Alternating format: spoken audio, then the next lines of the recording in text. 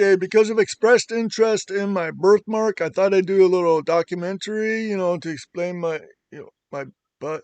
Let's get going here. Junior's gonna help me. He's gonna play the part of me when I was about 7 years old. All right, let's cut to the scene out in the field. Okay, here we are. This is near where I grew up when I was a little child. I lived next door to a sewer plant. That's beside the topic, but for authenticity, I thought, just to explain it. All right, anyway, here I'm riding by. Junior doesn't actually know how to ride a bike, but pretend that he's riding a bike. All right, so I'm riding the bike over here to the neighbor's house. Right when I get to the tree line, I see on the front porch of my neighbor's house two dogs. I can't really afford two dogs, so I only hired one actor dog. But yeah, imagine it's two dogs. Anyway, one of them is a new dog I didn't know, and this dog stood up when he see me, and like fear in his eye and anger. Well, more than not fear, anger in his eye. Like, who is this intruder? It's like fire from it was like steam. It's like I could see this dog was out to kill, death in his eyes. So I got scared. And I knew right away I couldn't turn this bike around and race away on it because I was 7. So I dumped the bike quickly and I started running, and the dog came chasing after me. And maybe that wasn't the smartest thing to do, but I was 7. And I ran and I ran, and it's like I felt like I had to go really fast. And the dog caught up to me and bit me right in the butt.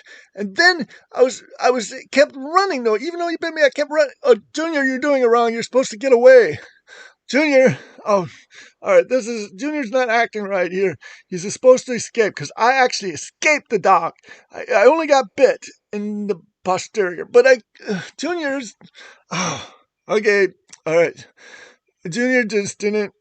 Oh, sorry, Mr. Knockoff. I guess that's his stunt double.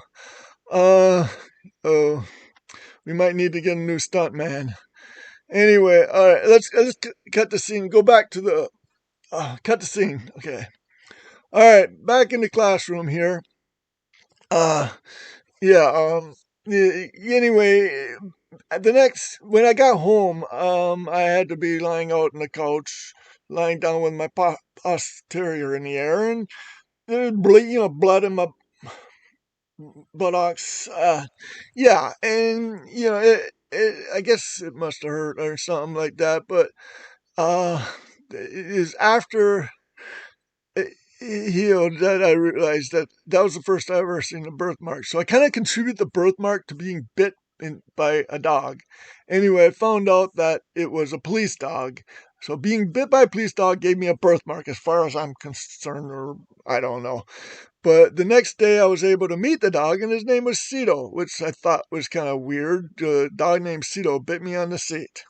Yeah, it's interesting. But getting this birthmark or kind of makes me think maybe there's a possibility this is where magic powers came into me because it makes me into a mutant by birthmark, so to speak. And maybe that's why I later became an inventor and developed the culture and all that. And maybe this culture is actually from an ancient time and it's being brought back through a spell of magics, and it's all being researched and all new ones that it was like very common back then, but lost to history, but revamped through this magic. I don't know.